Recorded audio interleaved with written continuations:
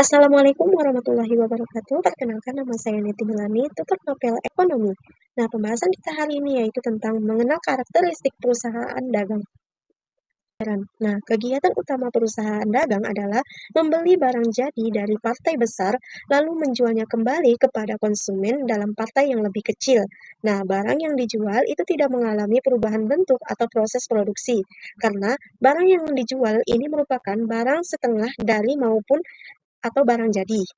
Nah, seandainya ada perubahan seandainya ada perubahan pun tidak terlalu signifikan, yaitu hanya pada proses pengepakan atau pembungkusan saja. Nah, transaksi dalam perusahaan dagang itu banyak dilakukan secara utang. Maka kita perlu memahami syarat-syarat dalam pembayaran yang tertera pada faktur. Nah, syarat tersebut antara lain adalah end of month. Nah, jika dalam faktur tertulis syarat pembayaran EOM, ini berarti pembayaran utang paling lambat itu akhir bulan.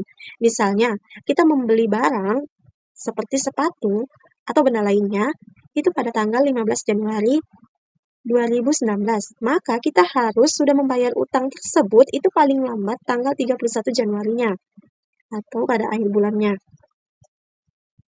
Syarat yang kedua, N per 30.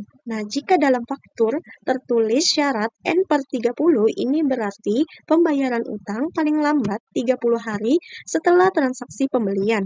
Misalnya, kita membeli barang itu tanggal 5 April 2019, maka kita harus sudah membayar utang tersebut itu paling lambat tanggal 5 Mei 2019 per 30 hari.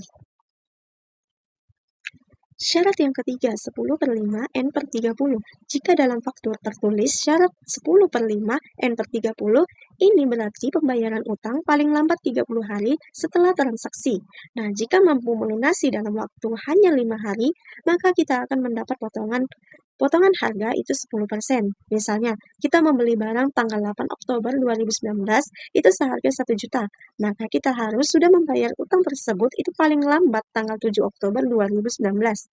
Tetapi, jika kita melunasinya di antara tanggal 9, 10, 11, 12, atau 13 Oktober 2019, maka kita cukup membayar utang tersebut sebesar 900.000 karena mendapat potongan harga 100%, yang mana 10% dikali 1 juta. Berikutnya, syarat penyerahan barang. Pembelian barang dagang dalam jumlah besar itu sering membutuhkan biaya tambahan untuk mengirim barang tersebut sampai ke tangan konsumen. Maka dalam hal ini ada beberapa syarat dalam penyerahan barang. Yang pertama, franko gudang penjual. Ini berarti biaya angkut dari gudang penjual sampai ke gudang pembeli itu akan ditanggung oleh pembeli. Nah, syarat ini akan menimbulkan terjadinya beban angkut pembelian. Yang kedua, franko gudang pembeli. Ini berarti biaya angkut dari gudang penjual sampai ke gudang pembeli akan ditanggung oleh penjual.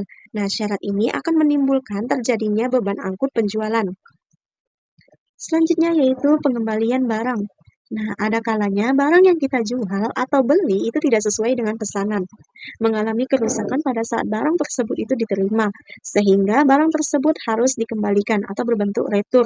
Dokumen dalam pengembalian barang itu dibedakan menjadi dua, yaitu nota debit dan nota kredit. Nota debit yaitu retur pembelian, sedangkan nota kredit adalah retur penjualan. Sampai di sini dulu pembahasan kita hari ini, akan kita lanjut pada minggu berikutnya. Saya ucapkan terima kasih. Wassalamualaikum warahmatullahi wabarakatuh.